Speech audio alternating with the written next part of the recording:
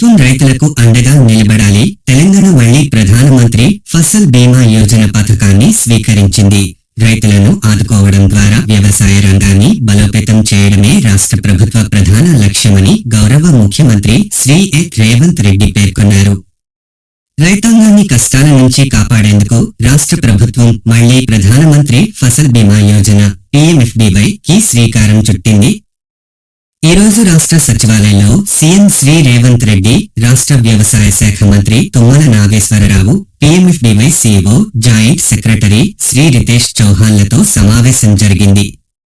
తెలంగాణలో 2016, 2020 నుంచి రైతు బీమా పథకం అమలు, ఇప్పటి వరకు ఆ పథకాన్ని రాష్ట్రం నుంచి ఉపసంహరించుకోవడంపై సీఎం, కేంద్ర అధికారులు చర్చించారు.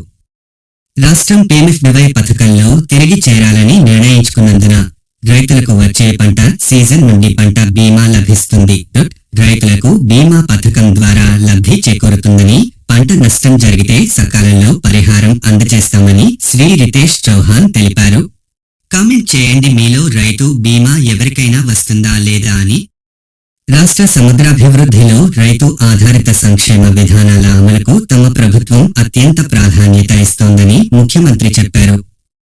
సమావేశంలో ఆర్థిక శాఖ ప్రత్యేక ప్రధాన కార్యదర్శి శ్రీరామకృష్ణారావు, ముఖ్యమంత్రి కార్యదర్శి చంద్రశేఖర్ రెడ్డి, రాష్ట్ర వ్యవసాయ సహకార శాఖ కార్యదర్శి రఘునందనరావు, వ్యవసాయ శాఖ డైరెక్టర్ గోపి తదితరులు పాల్గొన్నారు.